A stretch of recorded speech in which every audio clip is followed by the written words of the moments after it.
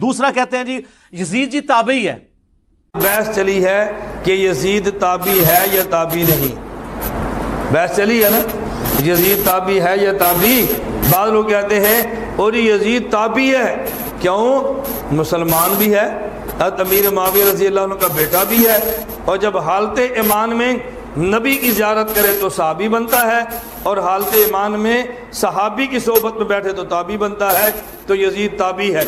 کان کھول کے سن لو, یزید صحابی بھی نہیں, یزید تابعی بھی نہیں. یزید صحابی بھی نہیں, یزید تابعی. ایک یزید بن ابی سفیان ہے اور ایک یزید بن امیر معاویہ ہیں. یزید بن ابی سفیان حضرت امیر معاویہ کے بھائی ہیں اور صحابی ہیں. یہ یزید بن امیر معاویہ ہیں, امیر معاویہ کے بیٹے ہیں رضی اللہ تعالیٰ عنہ. یہ صحابی بھی نہیں, تابعی بھی نہیں. ایک ہے لفظ صحابی اور ایک ہے لفظ تابعی. لفظ صحابی بتا رہا ہے کہ حالت ایمان میں نبی کی صحبت میں بیٹھا ہو, اور تابعی اتباع سے ہے, تابعی صحبت سے نہیں ہے. صحابیت کے لیے حالت ایمان میں پیغمبر کی زیارت نہیں, پیغمبر کی صحبت شرط ہے, اور تابعی کے لیے حالت ایمان میں صحابی کی اتباع شرط ہے. صحابی کی اتباع, مومن بھی ہو, صحابی کی مجلس بھی ملی ہو, اور صحابی کے نقش قدم پہ بھی چلا ہو.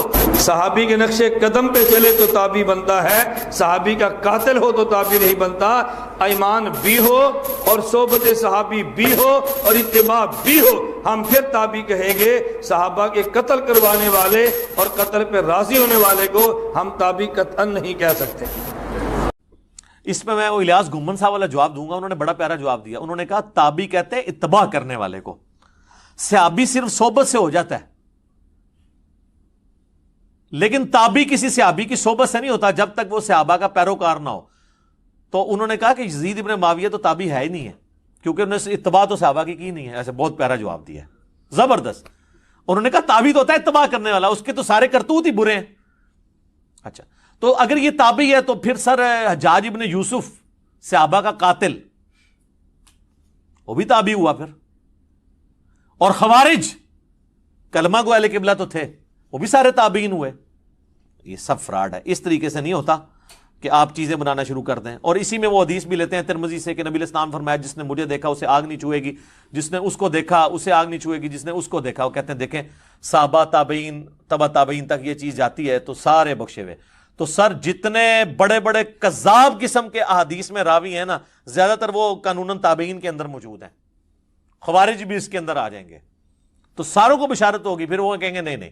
اب حجاج ابن یوسف کا تو دفاع کر نہیں سکتے کہ مسلم شریف میں حدیث ہے کہ بنو ثقیف کے اندر ایک ظالم اور ایک کذاب پیدا ہوگا, اور اسماء بنت ابی بکر کہتی ہیں کہ ظالم حجاج تو ہے.